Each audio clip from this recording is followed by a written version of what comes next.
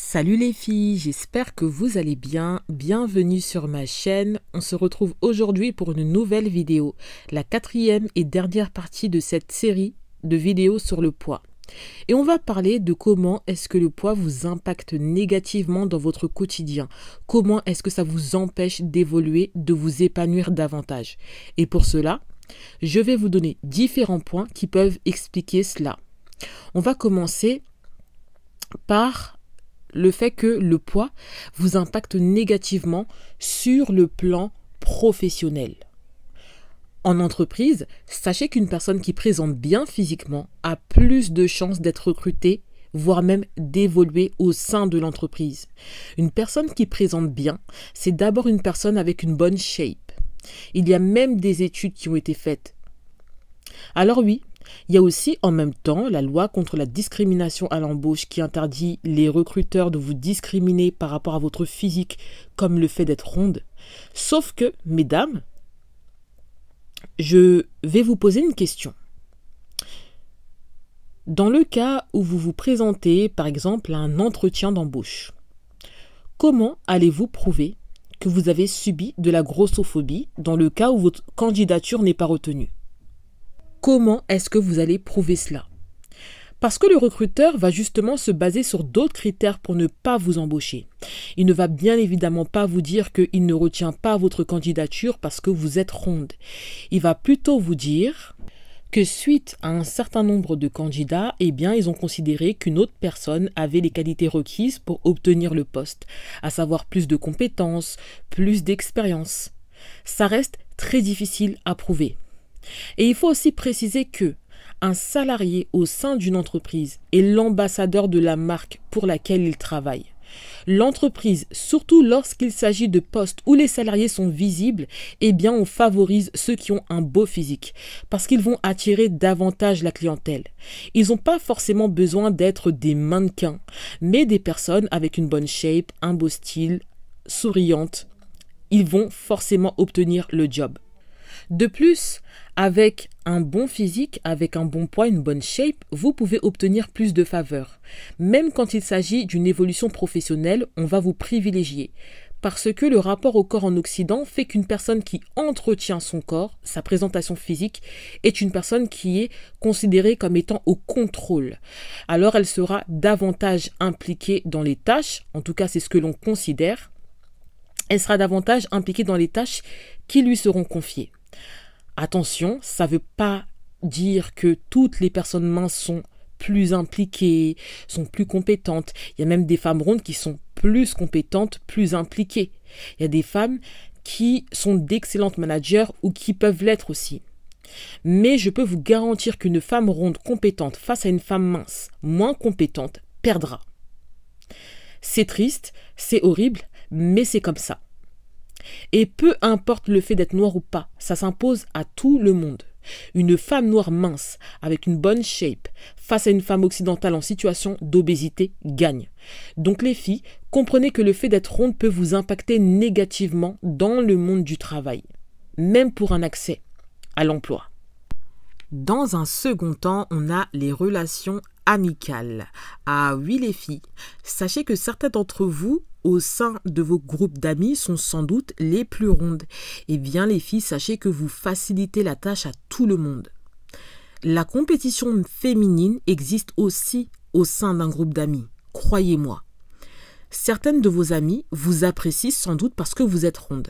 Alors oui, vous avez aussi des qualités, vous êtes sans doute des femmes très sociables, marrantes, sympathiques. Avec vous, on passe de bons moments.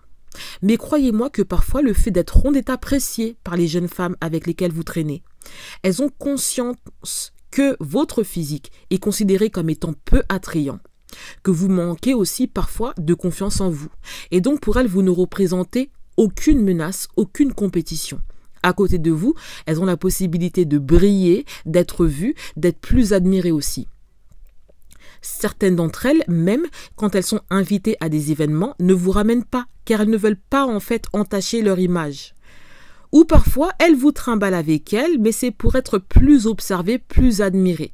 Parce que une mince à côté d'une ronde, on aura tendance à observer la mince. Votre relation d'amitié est totalement déséquilibrée. Et je mets au défi toutes les femmes qui m'écoutent, qui se retrouvent à être les plus rondes au sein de leur groupe d'amis, de se mettre au sport et d'améliorer leur alimentation afin de perdre du poids. Faites-le et tenez-moi au courant par la suite. La perte de poids risque sans doute de dégrader vos rapports parce que vous aurez plus confiance en vous. Une fois après avoir maigri, vous vous sentirez plus à l'aise, votre présentation physique va s'améliorer, même en termes de style vestimentaire. Vous serez alors considéré comme une menace. Et je précise aussi de ne surtout pas les tenir informés de votre perte de poids. Laissez-les constater. Parce que dans le cas où vous vous confiez sur votre volonté de perdre du poids, certaines risquent de vous décourager ou de tenir un discours afin de vous maintenir ronde. Certaines femmes minces aiment beaucoup encourager les femmes rondes à le rester. Elles vous disent « mais non, tu es bien comme ça, tu es belle, t'es ronde mais tu t'habilles bien, vraiment reste comme ça, t'as pas besoin en fait de te soumettre au dictat, de devenir une petite maigrichonne, t'es super belle ma chérie. » Oui. Mais ce que ces femmes ne vous disent pas, c'est que pour rien au monde, elles échangeraient leur corps pour le vôtre. Elles aimeraient peut-être avoir plus de forme, plus de poitrine, plus de fesses aussi, mais être obèse ou en surpoids, ça jamais. Parce qu'elles ont totalement conscience que le fait d'être mince est un avantage au sein de la société dans laquelle elles vivent. Alors attention aussi aux personnes qui viennent vous conforter dans votre obésité, dans votre surpoids. Ne les écoutez pas, ces personnes vous mentent. Dans un troisième temps, on a les relations amoureuses. Alors, est-ce qu'il faut être mince pour être en couple? Non. Mais quand vous avez une bonne shape, eh bien, vous avez le choix, c'est un fait. Certaines femmes noires, comme étant endogames, ne pensent pas en fait forcément à perdre du poids. On a même des femmes qui cherchent à en prendre, celles qui sont plus minces. Rappelez-vous de la vidéo que j'ai faite dans laquelle j'ai donné les 4 raisons pour lesquelles les femmes noires, selon moi, devaient ouvrir leurs options. Je vous ai indiqué que l'endogamie était, selon moi, un très mauvais choix. D'ailleurs, j'invite les femmes à visionner cette vidéo si ça n'a pas encore été le cas. Certaines femmes aimeraient ouvrir leurs options, être en couple avec d'autres hommes et surtout de bon niveau. Mais le corps empêche ces rencontres. Parfois, de par le métier qu'elles exercent, elles ont accès à ces hommes. Elles les côtoient au quotidien, mais on ne les regarde pas. Pourquoi? Parce qu'elles sont rondes. Elles loupent alors des opportunités pour se marier et fonder un foyer. Certaines même se font draguer par des hommes plus âgés ou qui ont un statut moins important que le leur. Certaines, arrivées à un niveau, elles craquent, elles acceptent de se mettre avec eux, elles baissent alors leurs standards, parce qu'elles constatent qu'elles n'ont accès qu'à ce profil d'homme. Alors, il y a en effet des femmes qui ont en quelque sorte déjoué les statistiques, c'est-à-dire qu'elles sont rondes et avec des hommes qui ont un bon niveau. Mais, de vous à moi, quelle est la situation de ces femmes au sein de leur couple? Sont-elles en position de force? Parce que oui, même dans les relations amoureuses, dans le mariage, le rapport de force s'impose. Certaines femmes dans leurs relations n'obtiennent que le minimum de leur partenaire, parce qu'ils ont conscience qu'elles ne représentent en aucun cas une menace. Elles ne peuvent pas les mettre en compétition avec d'autres hommes. Alors ils se disent qu'elles n'iront tout simplement nulle part et ils ne vont pas s'investir comme ils auraient pu s'investir pour des femmes avec des physiques plus attrayants. Posez aussi la question, même à des femmes qui ont perdu du poids. Quels sont les profils des hommes qui les approchent désormais, comparés à lorsqu'elles étaient plus rondes? Elles le disent toutes. Plus d'hommes d'autres origines, donc des non-noirs, et même des hommes noirs avec des niveaux plus intéressants.